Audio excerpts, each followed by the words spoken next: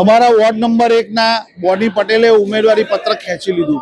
સામાન્ય ચૂંટણી ચાલી રહી છે સુરત મહાનગરપાલિકા અને એ ચૂંટણીની અંદર યુવાનો નવયુવાનો સમાજના સેવકો નિર્દોષ જે લોકોની ખૂબ સેવા કરે છે એવા લોકોને કોંગ્રેસ પાર્ટીએ ટિકિટ આપી। અમારા રાષ્ટ્રીય નેતા રાહુલજીના કહેવાથી કે સમાજના સારા યુવાનો જે લોકોની વચ્ચે રહે છે, લોકોની સેવા કરે છે, કોઈ પણ એવા નેતાઓને આગળ કરો જેનાથી રાજકીય પક્ષનો આધાર લઈને તેઓ સમાજની ખૂબ સારી રીતે સેવા કરી શકે। ત્યારે અમે આવા યુવાનોને અમે આગળ કર્યા છે। સુરતમાં ઘણા યુવાનો છે, એમાંનો એક હતો બોની પટેલ। એના ઘરે ભારતીય જનતા પાર્ટીના નેતાઓ, ધારાસભ્યો બધા ભેગા થઈને એન કેન પ્રકારે સામાજિક પારિવારિક દબાણો લાવી એને ધમકાવી રહ્યા હતા, એને ખૂબ પરેશાન કરી રહ્યા હતા। ત્યારે તે છોકરાએ આજે એમને કોર્ટનું અંદર કામ હતું અને કોર્ટના કામથી આવ્યો હતો ત્યારે એને ફોન કરીને કે ભાઈ નંબર લઈ જા આવીને ચૂંટણી કમિશનરમાં। તો એ કોર્ટના કામેથી રસ્તામાં અહીંયા આવ્યો ને અહીંયા પોલીસ અને બીજેપીના કાર્યકર્તાઓને કિડનેપ કરી લીધો। કિડનેપ કરીને એનું ફોર્મ ખેંચાવી લીધું અને ફોર્મ જ્યારે બે ચૂંટણીની કચેરી હોય, અમારે અંદર જવું હોય તો એ પોલીસવાળાઓએ આખું ચૂંટણી પંચની ઓફિસને કિલ્લેબંધી કરી દીધી। જ્યાં સુધી એનું ફોર્મ નહીં ખેંચાયું ત્યાં સુધી એને બહાર નહીં નીકળવા દીધો અને અમને અંદર નહીં જવા દીધા ને અમારા ઉપર બળનો પ્રયોગ કર્યો। મારા ઉપર પોલીસ, સાદા પોલીસોએ મારા પર હુમલો કર્યો અને આ લોકશાહીની ચિત્રેહાલ કરી। આજે ભારતીય જનતા પાર્ટી વિશ્વની સૌથી મોટી કહેવાતી પાર્ટી, વિશ્વગુરુના નામથી લલકાર કરું છું કે વિશ્વગુરુની હિંમત નથી કે સામાન્ય ચૂંટણી પણ એક ફ્રેન્ડલી રીતે નથી લડી શકતા, નથી જીતી શકતા ને દુનિયાભરની ફાકા ફોજદારી રાખો છો।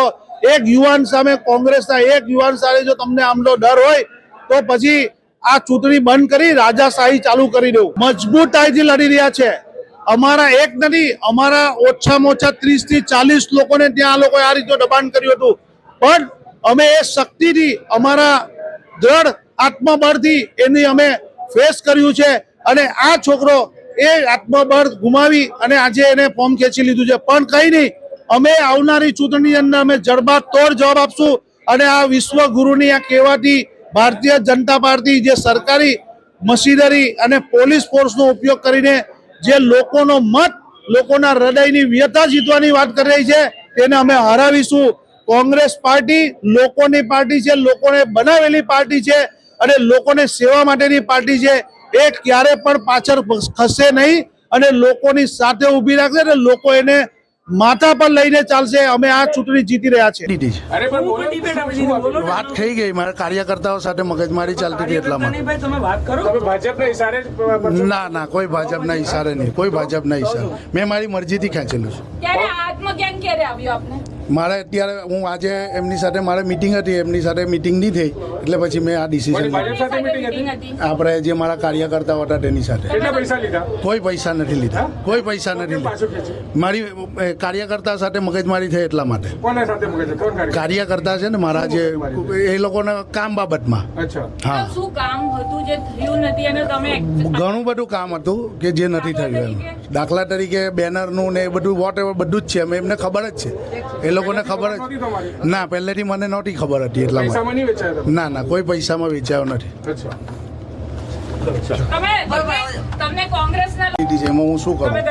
ના, મેં ગદ્દારી નથી કરી। મેં એમને કીધું જ હતું કે મારું કામ નહીં થશે ને તો હું પાછો ફોર્મ ખેંચી લઈશ, એમને ખબર જ છે કઈ એમને જે સમયે ફોર્મ ભરેલું તે સમયે જ। કોને? ના, જબરજસ્તી ટિકિટ નહીં આપી। હું 2 વર્ષથી કાર્યકર્તા છું।